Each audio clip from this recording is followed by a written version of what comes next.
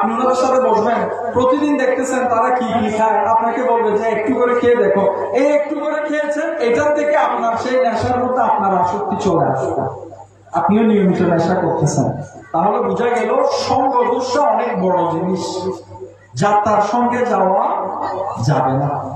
আপনি দুনিয়াদারি করতেছে এরকম লোকের সঙ্গে যাবেন, সঙ্গ নিবেন, আপনি দুনিয়াবাজ হবেন। চোরের কাছে যাবেন, চোর হবেন। ডাকাতের কাছে যাবেন, ডাকাত হবেন। ঠিক তদ্রূপ আপনি যখন কোন আল্লাহওয়ালার কাছে যাবেন, তখন আপনি আল্লাহওয়ালা। আপনি প্রতিদিন আল্লাহর নাফরমানি করছেন। আপনি একজন ব্যক্তিকে দেখলেন, যে মানুষটা আল্লাহওয়ালা, মানুষটাকে দেখলে অন্তরে কেমন যেন একটা শান্তি লাগে। কেন? ওই মানুষের অন্তরে আল্লাহর নূর আছে। উনাকে দেখলে আপনার শান্তি লাগতেছে।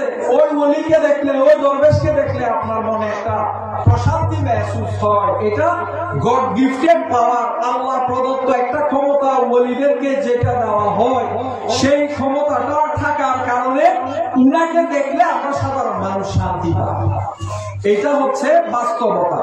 তো আপনি যখন ওই ব্যক্তিকে দেখে শান্তি পাচ্ছেন, আপনি কোনো না কোনো ভাবে ওনার কাছে বায়াত হলেন, আপনি মুরিদ হলেন, আপনি ওনার ভক্ত হলেন।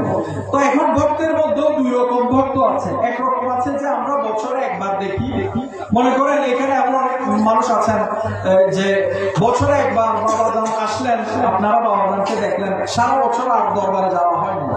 কিন্তু আবার অনেক ভাইয়েরা আছেন, যেমন এখানে আমার এই মেজ ভাই আছে, এরকম অনেক ভাইয়েরা আছেন যিনারা, অন্যান্য ভাইয়েরাও, অন্যান্য আপনাদের এলাকার কিছু লোক আছেন, উনারাও এমন কিছু ব্যক্তি আছেন যিনারা বিশেষ বিশেষ অনুষ্ঠানে দরবারের মধ্যে গিয়ে উপস্থিত হয়। এটাতে লস নাই। যখন কোন ভক্ত, কোন মুরিদ সত্যিকারের আল্লাহর ওলির সামনে গিয়ে উপস্থিত হয়, ওই আল্লাহর ওলি থেকে একটা ফয়জাত আসে, যেটার মাধ্যমে এগুলো অদৃশ্য শক্তি মেহসুস করতে হবে। আপনি হাতে কলমে কিছু পাবেন না। হাতে কলমে আপনি এখন মাসুদুল্লাহ মাজারের সামনে গিয়ে দাঁড়ান, আল্লাহর ওলিরা সবসময় মাজারে থাকেন, আপনারা ছায় করে বিভিন্ন জায়গায়। ভক্তের মতো ভক্ত হলে, মুমিন হলে, মুত্তাকি হলে, এরকম ব্যক্তি কোন ওলির মাজার শরীফে জিয়ারত করতে গেলে ওনারা যেখানে থাকুক না কেন, মুহূর্তের মধ্যে মাজার শরীফে এসে উপস্থিত। আপনি সেটা মেহসুস করতে পারবেন, খোলা চোখে দেখবেন না। খোলা চোখে তো আল্লাহকেও দেখা যায় না। এই জন্য কি আমি আল্লাহকে অবিশ্বাস করবো? আপনি আল্লাহকে অবিশ্বাস করবেন? ঈমান কি ইউমিনুনা বিল গায়ব, গায়বের প্রতি বিশ্বাস স্থাপনের নামই হচ্ছে ঈমান। তো আপনি ইসলামের বেসিক যেগুলোতে ঈমান, যেগুলোতে আপনি ইয়াকিন রাখছেন, বিশ্বাস করছেন ঈমানদার হওয়ার জন্য, সবকিছু তো গায়ব। জান্নাত দেখেন নাই, জাহান্নাম দেখেন নাই, হাসর নাসর দেখেন নাই, পরকালীন মৃত্যুবরণ করার পর কবরে আবার আপনাকে জীবিত করবে, সহযোগ করবে, এগুলো দেখেন নাই, তকদির দেখেন নাই, আল্লাহকে দেখেন নাই, সবকিছু তো গায়ে। বিশ্বাস করতে হচ্ছে, ঈমানদার হতে হলে বিশ্বাস করতে হবে। তো আপনি বিশ্বাস করছেন। ঠিক তদ্রুপ আউলিয়া কেরামের রূহানি ফয়জাত, এগুলো বিশ্বাস করা, মেহসুস করার জিনিস। আপনি যদি না মানেন তাহলে আপনার সাথে আর তর্ক করে লাভ নেই। যদি মানেন তাহলে নেয়ামত পাবেন। এই ধারাবাহিকতাটা রাসূল খোদা সাল্লাল্লাহু আলাইহি ওয়াসাল্লামের জামানা থেকে এই পর্যন্ত চলে আসছে, এখনো পর্যন্ত।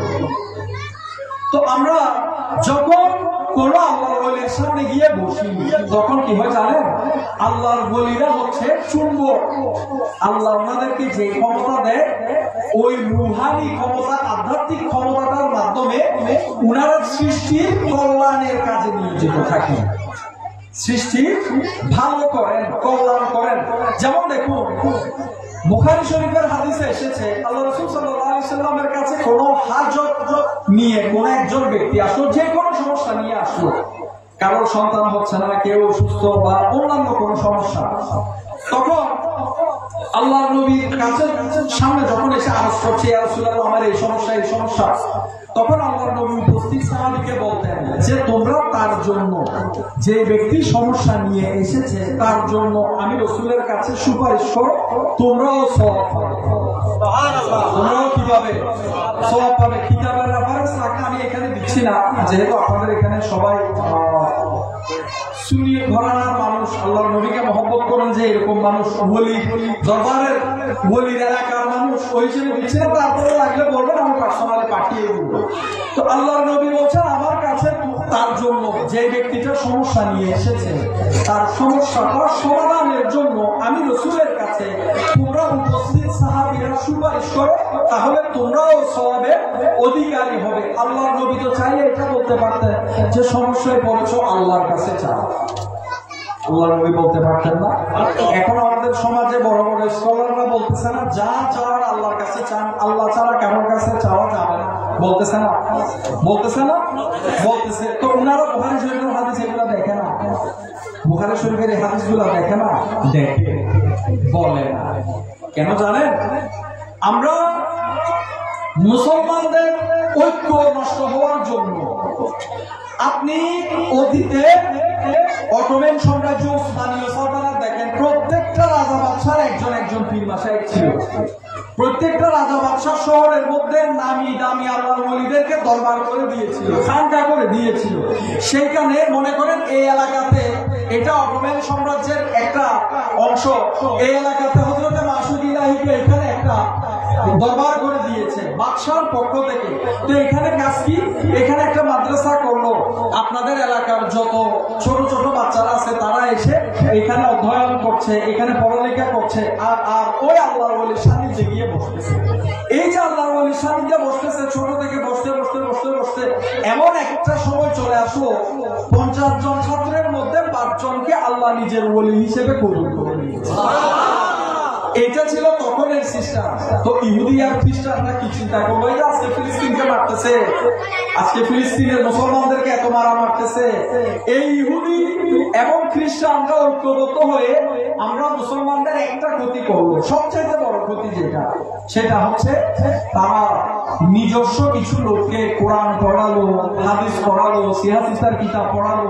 আপনি দেখলে বুঝবেন যে এটা একটা বড় মাপের আলেম, কিন্তু আসলে সে ইহুদি, আসলে সে খ্রিস্টান, সে মুসলমানও না। আমাদের পড়ালেখাগুলো তাদেরকে শিক্ষা দিয়ে, কোরআন হাদিসের জ্ঞান তাদেরকে শিক্ষা দিয়ে বিভিন্ন মুসলিম দেশের মধ্যে ছেড়ে দিয়ে তারা বিভিন্ন ধরনের ফতোয়া আরোপ করতে লাগলো। ওই সমস্ত মোল্লা মুন্সিরাই বলেছে, কেউ বলছে মদিনা শরীফে গিয়ে লাভ নাই, কেউ বলছে আল্লাহর নবীর সামনে দিয়ে আপনি সালাম আরজ করলে নবী শুনতেছে না, কেউ বলতেছে নবী কবরের মধ্যে পচে গেছে নাউযুবিল্লাহ, কেউ বলতেছে যে আমার নবীকে ভালোবেসে কোনো ফায়দা নাই। এগুলা ওই সমস্ত আলেমের থেকে যে রিপ্লাইগুলো এসেছে, সেই রিপ্লাইগুলোর ফল আজকে আমরা আমাদের ইসলামিক প্রত্যেকটা দেশের মধ্যে এই বিষয়গুলো নিয়ে তর্কাতর্কি আছে, আছে কিনা? আছে। সাহাবায়ে কেরামের যুগের মধ্যে আপনি একটা হাদিস দেখান যেখানে কোন সাহাবী বলেছে, সাহাবী দ্বন্দ্ব করেছে যে নবী নূর না, নবী মাটি, কেউ বলছে নবী এটা জানে না, নবী ওইটা জানে না, কেউ বলছে যে নবী এই জিনিসটা দেখে না, ওই জিনিসটা দেখে না। নবীর বিপক্ষে কোন সাহাবী কথা বলে নিজেদের মধ্যে তর্ক করছে এমন একটা হাদিসও আমরা খুঁজে পাই নাই। তাহলে বোঝা গেল সাহাবায়ে কেরাম প্রত্যেকটা কালাম করার সময়, প্রত্যেকটা কথা বলার সময় আগে শানে মুস্তাফার দিকে খেয়াল রাখতো, কারণ ওনারা জানতেন যে আমরা আল্লাহর প্রতি ঈমান রেখে, জান্নাত জাহান্নামের প্রতি ঈমান রেখে, আমরা ইসলামের বেসিক সব কিছুকে বিশ্বাস করে, নবীকে নবী বলে বিশ্বাস করে, ইবাদত বন্দেগী, হজ, উমরা, যাকাত, তামাম ইবাদত আমরা করার পরেও যদি নবীর সাথে চুল পরিমাণ বেয়াদবি হয় তাহলে ঈমান নষ্ট হবে, ঈমান হারা হবে, আমলগুলো ধ্বংস হবে। সেই জিনিসটা খেয়াল করে ওনারা আল্লাহর নবীর সামনে কথা বলার সময় 1000 বার চিন্তা করবে। আমার নবীর চাচা হযরতে আব্বাস রাদিয়াল্লাহু তাআলা, আচ্ছা আপনাদেরকে এটা একটা এক্সাম্পল দিচ্ছি, উদাহরণ দিচ্ছি। দেখুন আদবে মুস্তাফাটা কি রকম, আল্লাহর নবীর আদবটা কি রকম।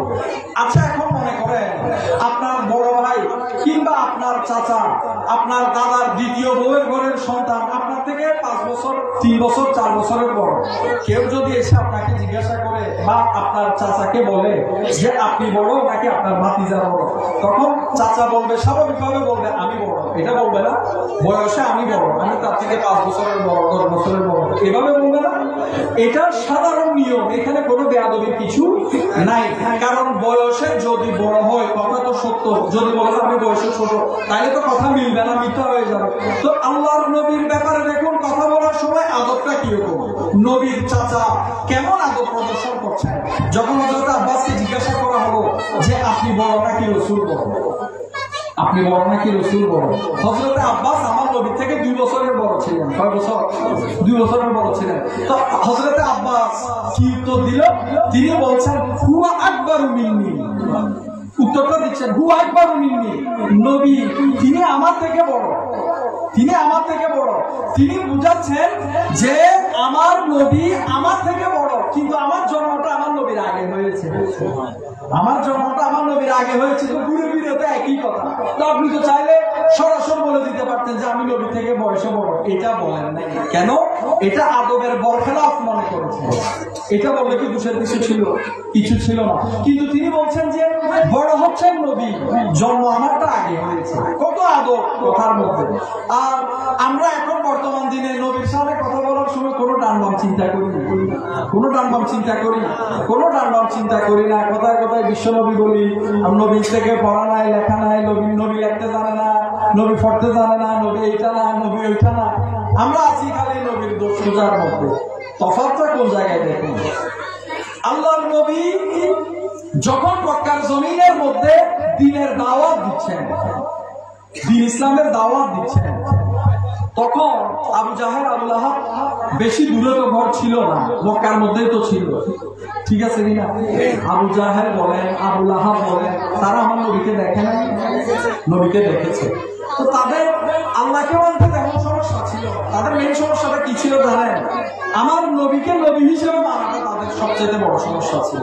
যে আল্লাহ নবুয়তটা মুহাম্মদকে কেন দিল? মক্কার মধ্যে এত বড় বড় ব্যক্তি থাকতে মুহাম্মদকে কেন নবুয়তটা দিল? এটা ছিল তাদের আফসোস, তাদের আফসোস। আবু জাহেল আবু লাহাব আমার নবীকে দেখেছেন, কিন্তু ধর্ণা দেয়নি, নবীর সান্নিধ্যে বসে নাই, নবীর থেকে নুরানি ফৌজাত হাসিল করে নেন। এই যে একটু আগে বললাম, আতরওয়ালার দোকানে গেলে আপনি আতরের ঘ্রাণ পাবেন, আপনি স্বর্ণকারের কাছে গেলে আপনি স্বর্ণ পাবেন, আপনি দুনিয়াবাজের কাছে গেলে আপনি দুনিয়াবি স্বভাব পাবেন, আপনি কোন আল্লাহওয়ালার কাছে গেলে আপনি নিজেকে আল্লাহওয়ালা হিসেবে রূপান্তরিত করতে পারবেন। আমার নবীর সান্নিধ্যে আবু জাহেল আবু লাহাব কখনো ভালো নিয়তে যায় নাই। আমার নবীর বিরোধিতা করেছিল সবসময়। নবীর দুষ্কুস্ত কি গুস্ত? নবীর দুষ্কুস্ত। কোন একটা সময়ে মদিনা পাকের মধ্যে সম্ভবত আব্দুল্লাহ ইবনে উবাইয়ের কাছে, এটাও বুখারী শরীফের হাদিস, আমি এই মুহূর্তে রেফারেন্সটা এখানে আনি নাই, সম্ভবত একজন মুনাফিক সর্দার ছিল, সম্ভবত তিনি আব্দুল্লাহ ইবনে উবাই ছিল। আল্লাহর নবী গাধার পিঠে করে এভাবে কোন একটা সাহাবীর দাওয়াতে তিনি গিয়েছিলেন, সেখান থেকে ফিরে আসার সময় আমার নবী গাধার পিঠে করে ওই মুনাফিক সর্দারের কাছে গেল, গিয়ে তার সামনে এটাকে দাঁড় করালো। দাঁড় করানোর পর আমার নবী তো দ্বীনের দাওয়াত দিচ্ছেন, তো এভাবে দ্বীনের দাওয়াত দিচ্ছেন, কথা বলছেন। যে কোনো ভাবে একজন ব্যক্তি সেখান থেকে বলে উঠলো যে হে মুহাম্মদ, আপনি একটু আমার থেকে দূরে থাকেন।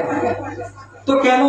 বলে যে আপনি যে গাধার পিঠে বসে এসেছেন, যে গাধার পিঠে বসে আপনি এসেছেন, সেটার গন্ধ আমার থেকে খুব খারাপ লাগতেছে। এই দেখেন, দোষ আর কিছু খুঁজে পাইতেছে না। এখন বলতেছে আপনি যে গাধার পিঠে, চতুষ্পদ জন্তুর শরীরে একটা গন্ধ থাকে না, কথা বলে না, গন্ধ থাকে না, গন্ধ থাকে। তো এইরকম তিনি বুঝাচ্ছেন যে আমার নবী যে চতুষ্পদ জন্তুটার পিঠে উঠেছে, সেটার গন্ধ তার থেকে সহ্য হচ্ছে না। সে কিন্তু ধনী লোক ছিল, সে দামি দামি, তৎকালীন দিনের দামি দামি সুগন্ধি ব্যবহার করত। সে যখন কথাটা বলল, পিছন থেকে একজন সাহাবী উত্তর দিল। উত্তরটা কি জানেন? তিনি বলছেন, আল্লাহর কসম, তোমার গায়ে দেওয়া হাজার দামি সুগন্ধি চাইতে আমার নবীর খচ্চরের ঘ্রাণটা অনেক উত্তম। এটা আদব না? আদব কিনা? এটা এটাকে বলা হয়েছে আদব। তাহলে সাহাবায়ে কেরাম কতটুকু চিন্তা করছেন? নবী যেই গাদার পিঠে উঠেছে, সেই গাদার গায়ে যদিও গন্ধ থাকে, উনারা বলতেছে তোমার আতরের চাইতে এই গাদার গ্রামটা আমাদের কাছে বেশি ভালো। কেন? এটার পিঠে আমার নবী বসেছেন। নবীর সাথে যখন কানেক্টেড হয়, ট্রেনের বগি একটা আরেকটাকে টানে না, টানে। যখন নবীর সাথে কোন একটা কিছু সংযুক্ত হয়, কানেক্টেড হয়, তখন সাহাবায়ে কেরাম বলেন যে এটা সে দুনিয়ার সবচেয়ে ধনী মানুষ হোক, কিংবা সে রাস্তার বিকালে হোক, সে যদি আমার নবীকে ভালোবাসে, আমার নবীর সাথে সংযুক্ত যে জিনিসটা হবে, সেই জিনিসটাকে আমরা ভালোবাসি। সেই জিনিসকে আমরা ভালোবাসি। তো আল্লাহর নবীর প্রতি আদব ইহতিরাম সাহাবায়ে কেরামের ছিল এইরকম। আর আমরা চলে যাচ্ছি ভিন্ন দিক দিয়ে। কেন আমরা ভিন্ন দিক দিয়ে যাওয়ার কারণ হলো বিজাতিরা ষড়যন্ত্র করে আমাদের মধ্যে এমন একটা গন্ডগোল লাগিয়েছে, যে গন্ডগোলের মাধ্যমে তাদের প্রধান এজেন্ডা ছিল এই মুসলিম উম্মাহকে সর্বপ্রথম নবী থেকে দূরে করতে হবে। যারা নবী থেকে দূরে যাবে অটোমেটিক্যালি তারা ওলি বিরোধী হবে। দেখুন গ্রামে শহরে অনেক মুসলমান দেখবেন, মুসলমানের অভাব নাই। পৃথিবীতে মিনিমাম 200 কোটি মুসলমান আছে। কয় কোটি? 200 কোটি মুসলমান আছে, কমপক্ষে 200 কোটি মুসলমান। এতগুলো মুসলমানের মধ্যে দেখবেন অনেক দল, খালি দ্বন্দ্ব, ফাসাদ। অনেক মানুষ দেখবেন যারা সবসময় আল্লাহর ইবাদতের কথা বলবে, নবীর প্রেমের একটা কথাও বলবে না। আছে না? আপনি কোন একজন ইসলামিক স্কলারের 1 ঘন্টার বক্তব্য দেখলেন, 1 ঘন্টার তকরীরের মধ্যে আপনি নবীর প্রেম, নবীকে এইভাবে ভালোবাসবেন, নবীর তাজিম এইভাবে করবেন। কারণ নবীকে ভালো না বাসলে, নবীর তাজিম আপনি না করলে ঈমানের লজ্জত, ঈমানের স্বাদ আল্লাহ আপনার অন্তরের মধ্যে দান করবেন না। এই কথাটা 1 ঘন্টার তকরীরে একবারও বলেন, একবারও বলে না। আপনাকে বলবে আপনি নামাজ পড়েন, নামাজ না পড়লে জাহান্নামে যাবেন, আপনি মিথ্যা কথা বললে জাহান্নামে যাবেন, জাহান্নামের আগুনে এরকম, জাহান্নামের আযাবে এরকম এরকম, আপনাকে খালি ভয়ের কথাগুলো বলবে। তো হাসরের মাঠে আপনি যদি জাহান্নামী হয়ে থাকেন, আপনার আমলের কারণে যদি আপনি জাহান্নামে যাওয়ার থাকে, হাসরের মাঠে আপনি নবীকে দুনিয়ার মধ্যে ভালোবেসে যদি শেষ নিঃশ্বাস ত্যাগ করতে পারেন, গুনাহের কারণে আল্লাহ আপনাকে জাহান্নামে পাঠালেও আমার নবীর সামনে দাঁড়িয়ে যাবে, আমার নবী আপনার জমানত নিয়ে আপনাকে জান্নাতে প্রবেশ করাবে। এই কথাটাও তো আপনাকে বলতো না, আপনাকে খালি বলতেছে নিজের আমল, নিজের আমল, নিজের আমল। আমল 100 বার করবেন, কিন্তু আমরা জানা অজানা ইচ্ছা অনিচ্ছায় আমাদের থেকে আমলগুলো মিস হয় না। আমরা গুনাহগার হই, ইচ্ছায় গুনাহগার হই, অনিচ্ছায় গুনাহগার হই। গুনাহ আমরা করবো, আমরা বান্দা, এটা আমাদের ফিতরত যে আমরা গুনাহ করব। আল্লাহর শান হলো আল্লাহ মাফ করবে, তবে আল্লাহ মাফ করার জন্য কিছু একটা দেখবেন, কিছু একটা দেখবেন। যখন যেমন এরকম আছে, হাদিসের মধ্যে এসেছে কোন ব্যক্তিকে দুজকে দিবে, একজন ব্যক্তি বলবে যে হে আল্লাহ, এই ভাইটা আমার সাথে একসাথে নামাজ আদায় করেছিল, এই ভাইটা আমার সাথে হজ করেছিল, তো আল্লাহ আমি বলছি যে তাকে তুমি জান্নাতে প্রবেশ করিয়ে দাও। আল্লাহ বলবে যারা তোমার সাথে নামাজ আদায় করেছিল তাদেরকে খুঁজে নিয়ে আসো, সবগুলা জান্নাত। এইটা যদি সাধারণ মানুষের ক্ষেত্রে, মুমিন মুত্তাকির ক্ষেত্রে হয়, তাহলে নবীর ব্যাপারে কিরকম, আল্লাহর ওলিদের ব্যাপারে কিরকম, এগুলো আপনাদেরকে বলবে না, আপনাদেরকে বেসিক জিনিসটা থেকে সরাবে। আর সেটা হচ্ছে কিভাবে করে নবী থেকে আপনাদেরকে দূর করা যায়। যারা নবীকে ভালোবাসে অন্তর থেকে নবীর তাজিম করে, ওই সমস্ত মানুষ দেখবেন আল্লাহর ওলিদেরকে বিশ্বাস করে, আল্লাহর ওলিদেরকে ইজ্জত করে। আর যে সমস্ত মানুষ সমাজের মধ্যে দেখবেন শুধু ইবাদতের কথা বলবে, এই নবীর দুশ্মনে থাকবে, এই মানুষগুলা কিন্তু কোন আল্লাহর ওলিকে মানে না। তাহলে 2 দল হলো কিনা? 2 দল হয়ে গেল। তাহলে বোঝা গেল ওলির পক্ষে তারাই থাকে যারা সত্যিকার নবীকে ভালোবাসে, আর নবীর বিরোধিতা তারাই করে যারা আল্লাহর ওলিদের থেকে দূরে থাকে। আল্লাহর ওলির দরগা থেকে, আল্লাহর ওলির দরবার থেকে, আল্লাহর ওলির সান্নিধ্য থেকে যারা দূরে থাকে, তারাই নবীর দোষ খুঁজে, অন্য মানুষ নবীর দোষ খুঁজে না। এটা হচ্ছে বাস্তবতা, এটা একটা পয়েন্ট, এটা মনে রাখবেন। এই জিনিসটা খেয়াল রাখলে কখনো বিভ্রান্ত হবেন না। তবে হ্যাঁ, হক চিনার চেষ্টা করবেন। অনেক মানুষ ওলির দরবার নাম দিয়ে অনেক কাজ করে যাচ্ছে যেগুলো শরীয়ত বিরোধী, এগুলো সাপোর্ট করার দরকার নাই। আমরা 1400 বছর পরে দুনিয়ার জমিনের মধ্যে আসলাম। এই জমানার মধ্যে কেউ যদি রাসূল খুদা সাল্লাল্লাহু আলাইহি ওয়াসাল্লামকে দেখতে চায়, এমন অনেক আশিক আছে যারা এই জমানার মধ্যে নবীকে দেখতে চায়। একটা নজর আফসোস করে, কাশ 1400 বছর আগে আসতাম, আল্লাহর নবীকে জাহেরান ভাবে দেখতে পারতাম, নবীর সপক্ষে জিহাদ করে জীবন দিতে হলে জীবন দিতাম, মালামাল দিতে হলে মালামাল দিতাম, দুনিয়ার সব কিছুকে আমরা আল্লাহর রাস্তার মধ্যে উৎসর্গ করতাম, যদি নবীর জমানার মধ্যে আমরা থাকতাম, নবীকে একটা নজর দেখতে বড় মন চায়। এরকম মানুষ আছে কি না? এরকম মানুষ আছে। আল্লাহর নবী তাদেরকে, প্রকৃত আশিকদেরকে 7 বার মোবারকবাদ জানিয়েছেন। আমার নবী বলেন, যে সমস্ত আমার উম্মতেরা আমি রাসূলকে না দেখে ভালোবাসবে, আমি তাদেরকে 7 বার মোবারকবাদ জানাই। তাহলে এবার আসুন, আল্লাহর নবী 1400 বছর আগে পর্দা করেছেন, এখন জাহেরান ভাবে আমি আপনাকে, আপনি আমাকে যেভাবে দেখছেন এইভাবে দেখার কোনো সুযোগ নাই। নবীকে এভাবে আর দেখতে পারবেন না। তাহলে দেখার জন্য অন্য উপায় অন্বেষণ করতে হবে। সেটা কি? আমার নবী হাদিস শরীফের মধ্যে বলে দিয়েছেন, মান রাআনি ফিল মানাম মারানি ফিল মানামে ফাসায়ারানি ফিল ইয়াকজাতে। আল্লাহর নবী বলেন, যে ব্যক্তি আমি রাসূলকে স্বপ্নে দেখবে। এখানে অনেকগুলো হাদিস এসেছে, কোনটাতে বলেছেন যে ব্যক্তি আমি রাসূলকে স্বপ্নে দেখেছে সে আমাকেই দেখেছে, কারণ শয়তান আমি রাসূলের রূপ কখনো ধারণ করতে পারে না। আচ্ছা, এরপরে আল্লাহর নবী অন্যান্য হাদিসে বলছেন যে যে ব্যক্তি আমাকে স্বপ্নে দেখলো সেই ব্যক্তি অতি সত্বর জাগ্রত অবস্থায়ও আমাকে দেখবে। আল্লাহর নবী বিভিন্ন ভাবে বলেছেন। 7 কথা, মূল কথা আমি 2টা জিনিস নিব। প্রথমটা হচ্ছে এই যে আল্লাহর নবী বলছেন যে শয়তান আমি রাসূলের সূরত স্বপ্নেও ধারণ করতে পারে না। কথাটা মনে রাখবেন, কারণ এটার ব্যাখ্যা নাইলে বুঝবেন না। দেখুন, এই যে আমরা এত মানুষ, শয়তান আমাদের শিরে উপশিরায় দৌড়াচ্ছে। শয়তান স্বপ্নের মধ্যে আপনার সুরত আমার সুরত নিতে পারে না? নিতে পারে, যে কোনো সুরত নিতে পারে। একটা জিনিস দেখুন, এমন কোন কাজ নাই আমাদের যত ক্ষতি এই নফস শয়তানের ওয়াসওয়াসাই তো আমরা করতেছি। আমাদেরকে শয়তান ওয়াসওয়াসা দেয়, আমরা খারাপই করি। এটা পুরুষ হই কিংবা মহিলা, সবার ক্ষেত্রে সেই নফস আমাদেরকে তাড়না দিচ্ছে, আমরা পাপ কর্মের মধ্যে লিপ্ত হচ্ছে। এই যে শয়তান পারে না যে এমন কোন কাজ বাকি আছে, এমন কোন কাজ নাই, শিরে উপশিরে পর্যন্ত দৌড়াইতেছে। কি একটা জিনিস খেয়াল করেছেন, শয়তানের বেলা আমার নবী এটা আমাদেরকে সতর্ক করছেন, হে আমার উম্মত, কখনো যদি গভীরভাবে চিন্তা করে থাকো তাহলে তোমরা দেখবে শয়তান তোমাদের দৃষ্টিতে দেখবে পারতেছে না যে এমন কোন কাজ বাকি নাই, শিরে উপশিরে পর্যন্ত শয়তান দৌড়াদৌড়ি করে। কিন্তু মনে রাখিও, স্বপ্নের মধ্যেও শয়তান আমি রাসূলের সূরত ধারণ করতে পারে না। তাহলে যেখানে শয়তান বাস্তবে না, বাস্তব তো ভিন্ন কথা।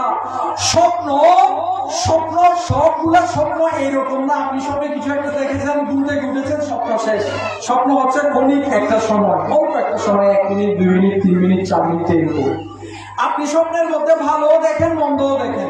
অনেক স্বপ্ন আল্লাহর পক্ষ থেকে হয়, অনেক স্বপ্ন শয়তানের পক্ষ থেকে হয়। এটা মানেন তো? অনেক স্বপ্ন শয়তানের পক্ষ থেকে হয়, এটার মানে কি? এটার মানে হলো আপনার স্বপ্নের মধ্যে শয়তানের কর্তৃত্বে একটা অংশ আছে। শয়তানের একটা ক্ষমতা আপনার স্বপ্নেও চলে, শয়তানের ক্ষমতাটা চলে, তার থেকেও ওইরকম ক্ষমতা আছে। কিন্তু বাস্তবটা দূরের কথা, স্বপ্নের মধ্যেও সে নবীর সূরত ধারণ করতে পারে না। নবীর সূরত যদি শয়তান ধারণ করতে পারত, আমাদের এই জমানাতে যে বড় বড় মুমিন মুত্তাকিরা আছে, যে আমি নবীর মতো তুমি নবীর মতো বলে বলে বেড়াচ্ছে, তখন তারা বলতো নবীকে নিয়ে এত আর কি বাড়াবাড়ি করেন, শয়তান হতো নবীর সূরত ধারণ করে, বলতো না? বলতো। কিন্তু আল্লাহর পক্ষ থেকে এটা বন্ধ করে দেওয়া হলো যে কিয়ামত পর্যন্ত সমস্ত আল্লাহর বান্দা, সমস্ত উম্মতে মুহাম্মদ এটা জেনে রাখুক, শয়তান নবীর সূরত ধারণ স্বপ্নের মধ্যে কোন অবস্থাতে কখনোই করতে পারবে না। নবীর সূরত ধারণ করা এটা শয়তানের শক্তির বাহিরে, শয়তানের শক্তি বাহিরে। তো আপনি যখন বলছেন নবী আমার মতো, শয়তান বলতে পারতেছে না, সূরত ধারণ করতে পারতেছে না, আর কিন্তু আপনি বলে ফেলতেছেন বরাবরই করতেছে না আমি নবীর মতো তুমি নবীর মতো, আপনি তো শয়তানকেও ফেল করে দিলেন। বিষয়টা এরকম হয়ে গেল, এরকম হয়ে গেল। এটা আমি কথার কথা বললাম, কোন ভাই মনে কষ্ট নিবেন না। আসলে আমাদের এটা একটা বড় দোষ যে আমরা রাসূল খোদা সাল্লাল্লাহু আলাইহি সাল্লামের ব্যাপারে কথা বলতে আমরা চিন্তা করি না। দেখুন, মদিনাওয়ালা হচ্ছেন মহামুনি। শব্দটা কি বললাম? মহামুনি। এটা মনে রাখবেন, মদিনাওয়ালা হচ্ছেন মহামুনি, আমরা হচ্ছি গোলাম। আমরা হচ্ছি ওনার গোলাম, আমরা ওনার আশেক, আমরা ওনার ভক্ত, আমরা ওনার চাকর। আমাদের অকাত এতটুকু, নিজের অকাত ভুলবেন না। আপনি যদি কোন অফিসে চাকরি করে আপনি যদি বলেন যে চেয়ারম্যান আর আমি 100 মান, আপনি দারোয়ান, আপনি বলতেছেন আমি আর চেয়ারম্যান 100 মান, চাকরি আছে না গেছে? চাকরি আর নাই। তো আপনি বড় জনের বরাবরই কিভাবে করবেন? জিনাকে আল্লাহ নবী সমস্ত নবী রাসূলের সর্দার বানিয়েছেন, আপনি উনার মত, আচ্ছা উনার মত এটা দাবি করে কোন শান্তিটা আছে? কোন শান্তি আছে? কোন শান্তি নেই। কোন একজন আল্লাহ বলে আপনাদের এখানে যিনি শুয়ে আছেন উনার কথা বলুন, উনার থেকে অনেক কারামত প্রকাশ পাইছে না? পাইছে। উনি নিজেকে কম প্রকাশ করেছেন, এটা ভিন্ন কথা, এটা আল্লাহর সাথে উনার মর্জি, এটা উনার হিসাব কিতাব। কিন্তু যা হয়েছে, যতগুলাই হয়েছে, ওনার থেকে কারামত প্রকাশ হয়েছে। তা এখন আপনি যদি বলেন যে আমি আর উনি 100 মান, উনার দ্বারা যে কারামতটা প্রকাশ হয়েছে সেটা আপনার দ্বারা সম্ভব? আপনি আর বরাবরই করে লাভ আছে? আর ভাই আপনি মাসুদ ইলাহিকে নিজের আমি আর উনি আল্লাহ দরবারে একরকম, উনি যেরকম আমি ওইরকম, উনি যেমনি দেখে আমি এমনি দেখি, আমি আর আল্লাহর ওলি দেখার ক্ষেত্রে, শোনার ক্ষেত্রে সব দিক দিয়ে একরকম আপনি বলে ফেললেন। কিন্তু আল্লাহর ওলিদের দ্বারা যে কাজগুলো সম্ভব সেগুলো আপনার দ্বারা সম্ভব নয়। তাহলে বরাবরি করা এটা কি জ্ঞানী লোকের কাজ? এটা জ্ঞানী লোকের কাজ না। বরাবরি করতে এই জন্য যাবেন না। মদিনাওয়ালা হচ্ছেন মহামুনি, আর উনার যে এজেন্ট গুলা রয়েছে, এজেন্ট, এই যে মনে করেন বাংলাদেশ সরকার আমাদের প্রবাসী ভাইয়েরা বিভিন্ন দেশে যাচ্ছে না, বিভিন্ন দেশের মধ্যে আমাদের দেশের দূতাবাস আছে না? দূতাবাস আছে। মনে করেন আপনি সৌদি আরবের মধ্যে আপনি আইনগত কোন দিক দিয়ে কোন একটা সমস্যায় পড়েছেন, আপনার কাগজপত্রের ঝামেলা হলো, যে কোনো একটা কিছু হলো, আপনি নিয়ম মোতাবেক আপনি বাংলাদেশ দূতাবাসের মধ্যে, বাংলাদেশ এম্বাসিতে আপনি যোগাযোগ করবেন। তাহলে এই দূতাবাসটা বাংলাদেশ সরকার দিয়েছে জনগণের কল্যাণের জন্য। এটা শুধু আবার বাংলাদেশ না, সব দেশের দূতাবাস আছে, আন্তর্জাতিকভাবে বিভিন্ন দেশের দূতাবাস আছে। তো মদিনাওয়ালা হচ্ছেন ইমানের রাজধানী। কিসের রাজধানী? আমার নবী হচ্ছেন স্বয়ং ইমান। আমার নবী স্বয়ং কি?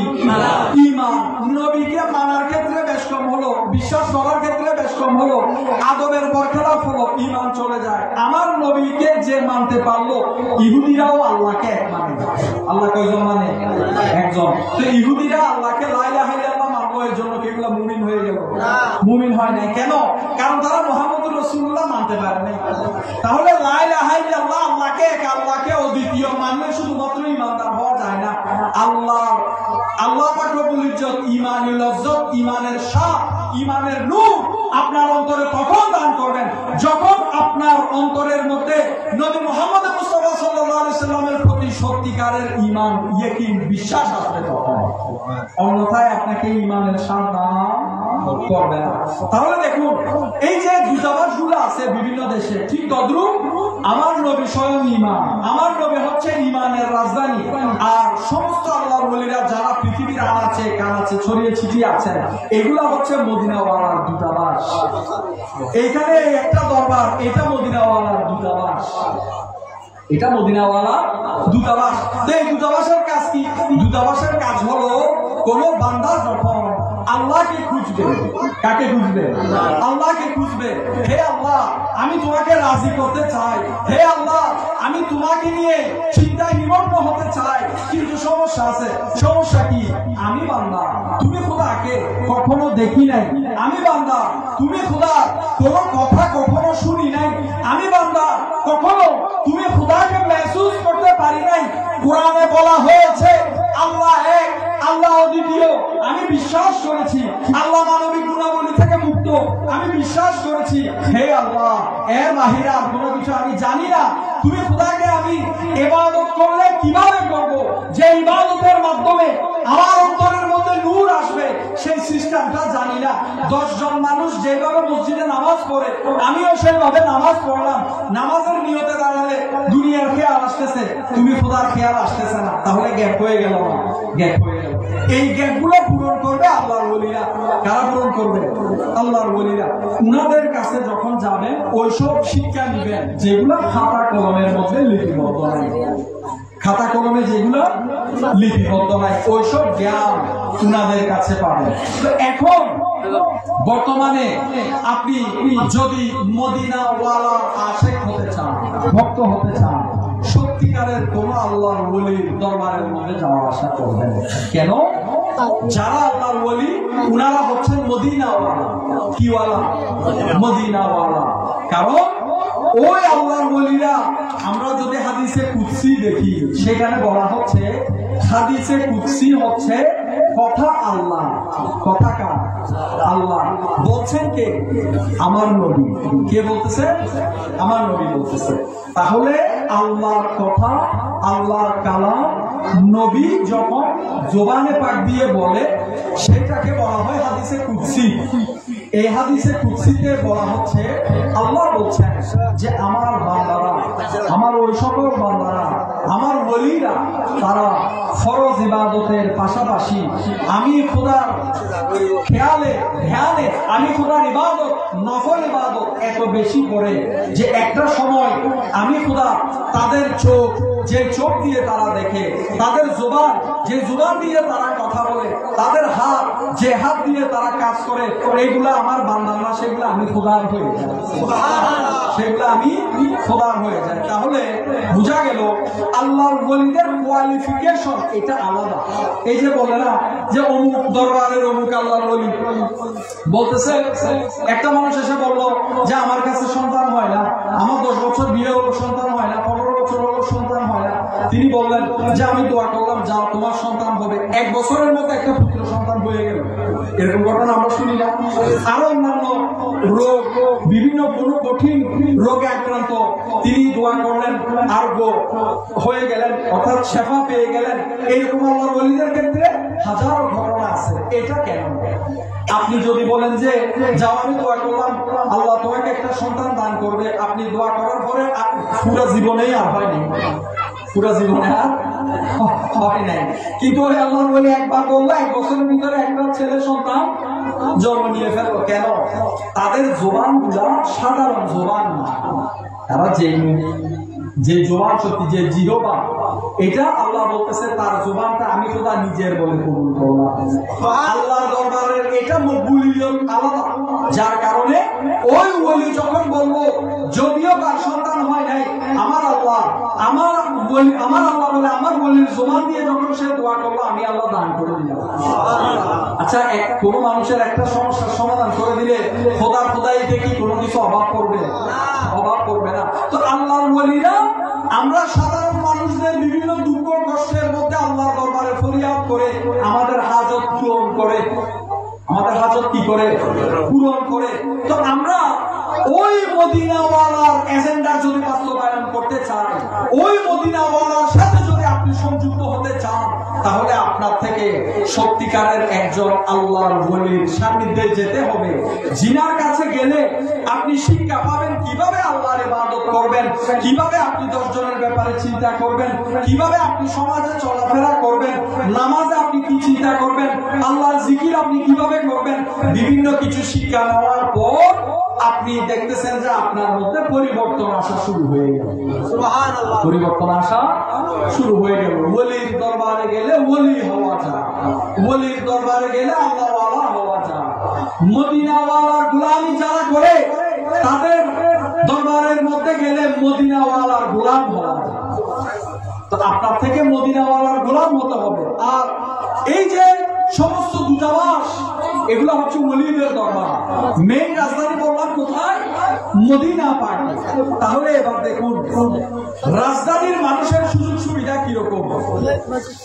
এই যে মদিনা শরীফের জনগণ, মদিনা শরীফের জনগণ আর আমাদের মধ্যে অনেক কিছু তফাৎ আছে।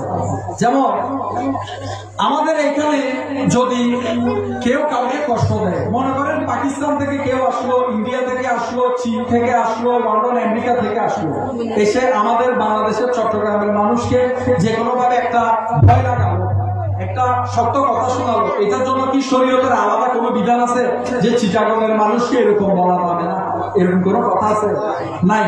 এটা জেনারেল ভাবে, সাধারণ ভাবে আপনি 10টা জায়গার মধ্যে 10 জায়গার মানুষকে আপনি যেভাবে ভয় লাগাবেন বা অন্যায় করবেন, যেরকম গুনাহ হবে ওইরকম গুনাহ হিসেবে নির্বাচিত হবে। কিন্তু মদিনা শরীফের ব্যাপারে আলাদা করা হয়েছে। দেখুন এটা কিরকম। রাসূলুল্লাহ সাল্লাল্লাহু আলাইহি ওয়াসাল্লাম বলছেন আল্লাহুম্মা মান জালামা আহলাল মদিনা, হে আল্লাহ, যেই ব্যক্তি মদিনাবাসীর উপরে জুলুম করবে, কি করবে? জুলুম করবে। ওয়া আখাফাহুম, মদিনাবাসীকে ভয় দেখাবে।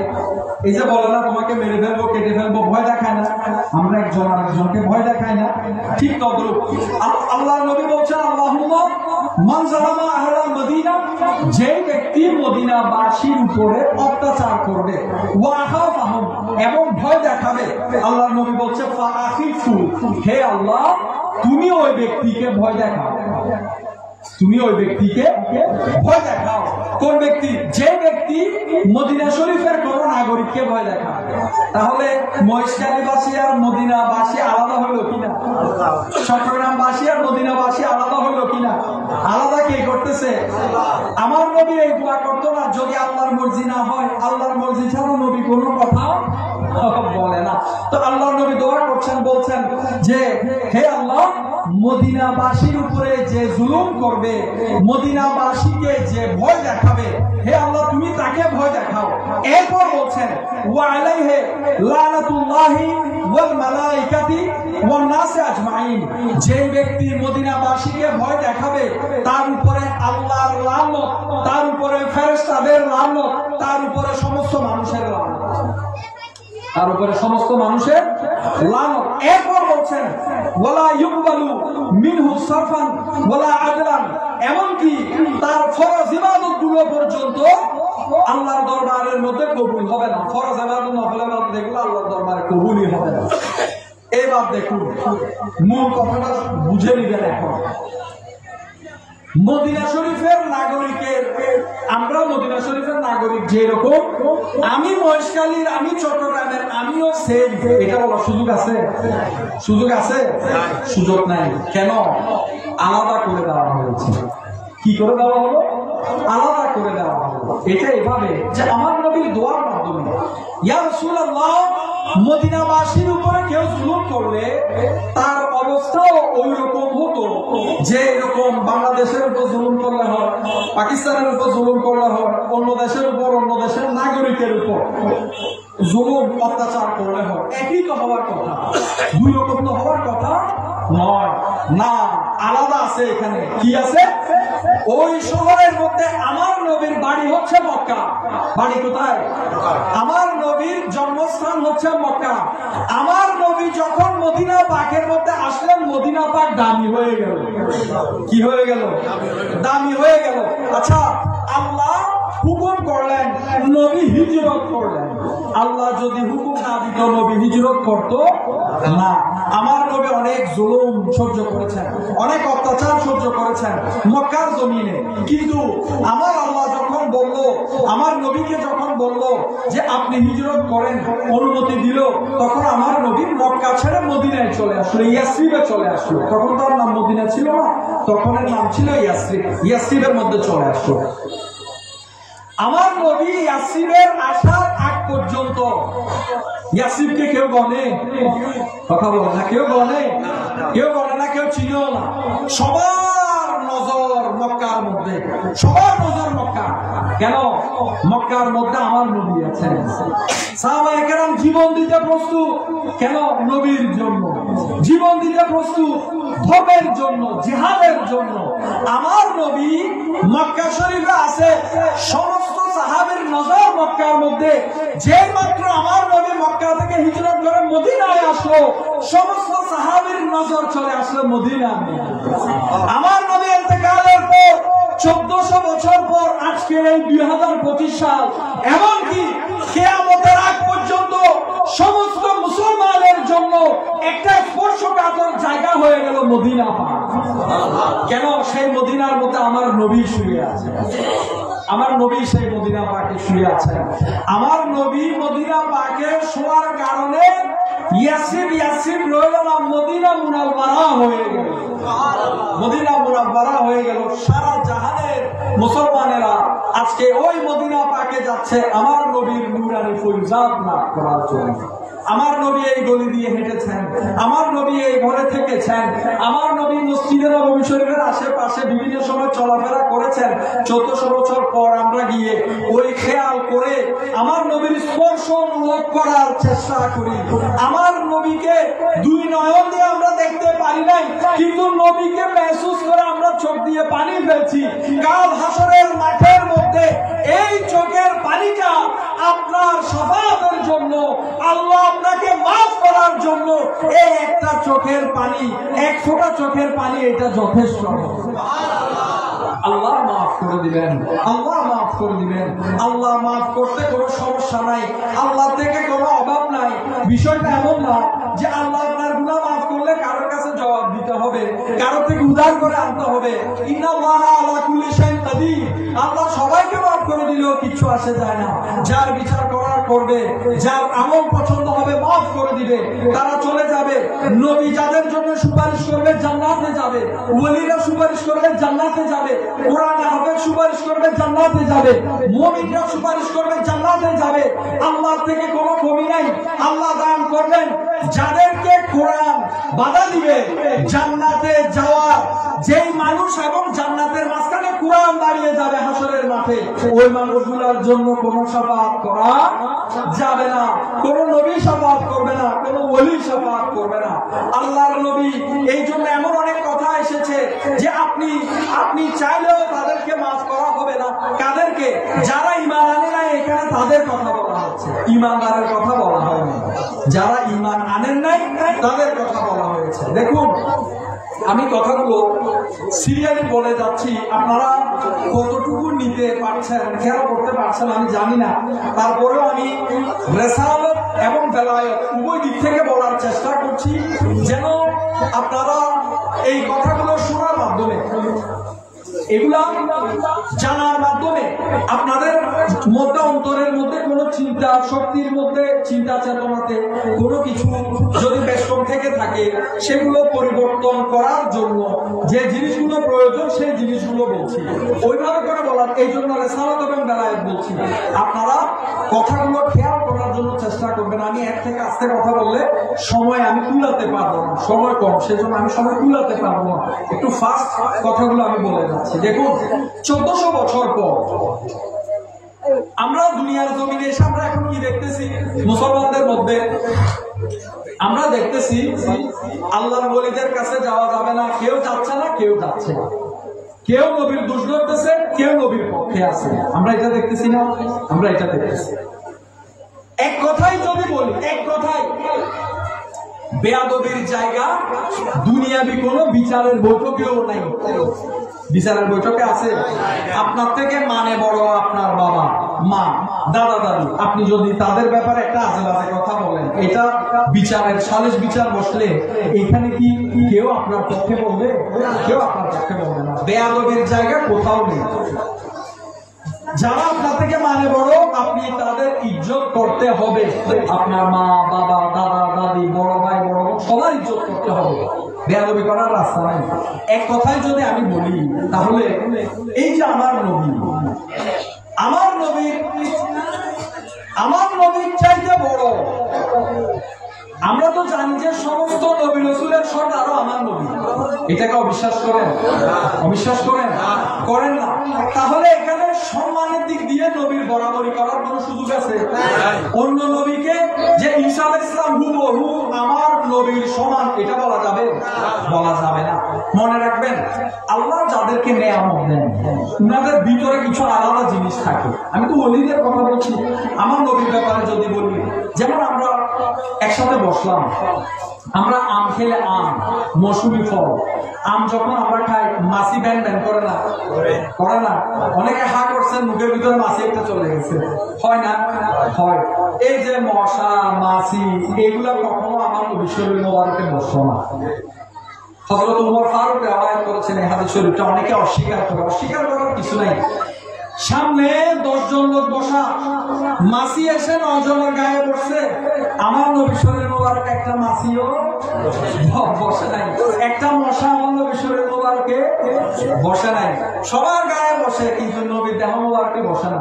এই যে আমাদের শরীরের এই যে দেখুন ছায়া, ছায়া আছে, আমার নবী দেহ মোবারকের ছায়া ছিল না। আমার নবী দেহ মোবারকের ছায়া ছিল না। সব কিছু ভেঙে দেয় না, কিছু জিনিস থাকে যেগুলো থেকে আপনি আল্লাহর নবীর দিকে আকর্ষিত হবেন। কিছু জিনিস তো পরীক্ষাও থাকবে। তো আমার নবী এইরকম হিসাব করলে এগুলো বলতে গেলে অনেক কথা আছে, আমাদের সাথে নবীর অনেক ফাসলা আছে, অনেক দূরত্ব আছে। তবে হ্যাঁ, দুইটা দিক দিয়ে আমরা নবীর মতো। কয়টা দিক? কয়টা দিক? দুইটা দিক দিয়ে আমরা নবীর মতো। এক, নবী আল্লাহর বান্দা, আমরাও আল্লাহর বান্দা। ঠিক আছে কিনা? নবীর স্রষ্টাকে আল্লাহ, আমাদের স্রষ্টাকে আল্লাহ। তাহলে একটা গেল। দুই নম্বরে হলো আমার নবী আল্লাহর ইবাদত করে। কার ইবাদত? আল্লাহর ইবাদত করে। আমরাও আল্লাহর ইবাদত করি, আমরাও আল্লাহর ইবাদত করি। এই দুইটা দিক দিয়ে আমরা নবীর মতো। অন্যান্য দিক দিয়ে নবীর দেহ মোবারকের সাথে নিজের শরীর মিলাতে যাবেন না। ক্যান্সার হবে, শরীরে পোকা পড়বে, আল্লাহর লানত পড়বে, এগুলা কখনো সম্ভব না। এগুলা কখনো করতে যাবেন না, এগুলা কখনো করতে যাবেন না। এবার আসুন, আমার নবীর শহর মদিনা পাকের মধ্যে যে সমস্ত মানুষ থাকবে তাদের জন্য আলাদা কানুন করে দেওয়া হলো, আলাদা আইন কানুন করে দেওয়া হলো যে কোনো ব্যক্তি আমার নবীর শহরের কাউকে কষ্ট দিলে, আমার নবীর শহরের কাউকে হুমকি দিলে